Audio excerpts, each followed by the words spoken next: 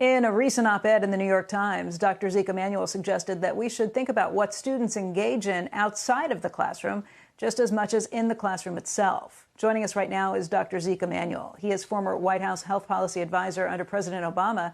He's also vice provost of global initiatives at the University of Pennsylvania and somebody who's been looking at what to do with schools very closely. Dr. Emanuel, thanks for being here today. Great to be with you. Thank you for having me. All right, let's start with the premise that you think schools should be opening, and you'd like to see them do that, but you'd like to see them do it safely.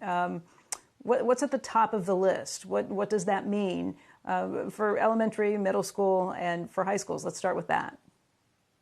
First of all, it's only really viable in communities that have the transmission rate very low.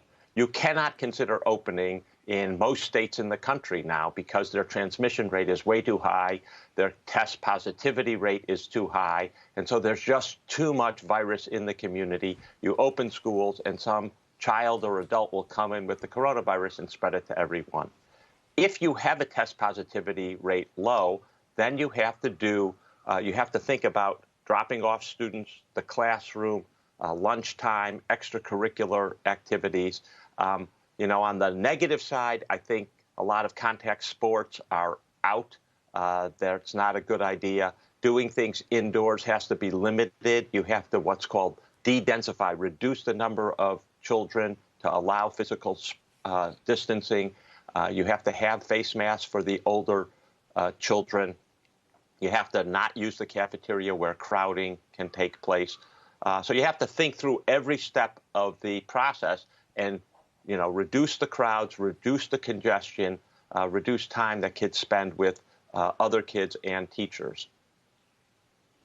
But can we just go back to that? When you say you need low transmission rates, you need low positivity testing that's there. I know the national guidelines look at, I think, what is it, 5% positivity you have to have below? Correct. Correct. In terms of the number of tests coming back that are positive, and they are not the transmission factor of below 1?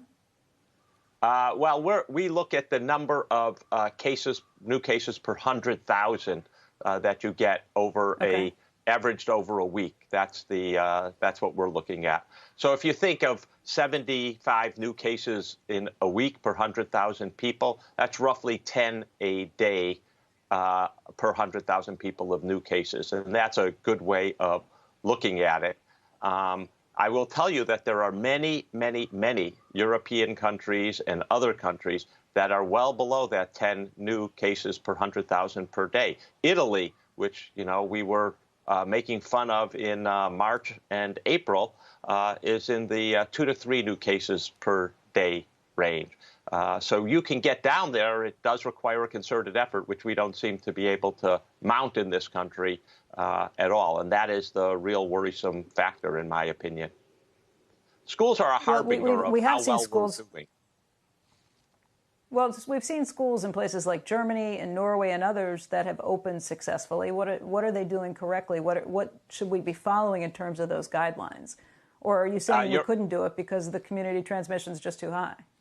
Well, first you have to get the community transmission down, and places like Norway, Germany, Netherlands have successfully done that. They have brought the community transmission down, and therefore you reduce the risk that anyone's going to walk into school, whether an adult or a student, and be positive. And that's just the basis.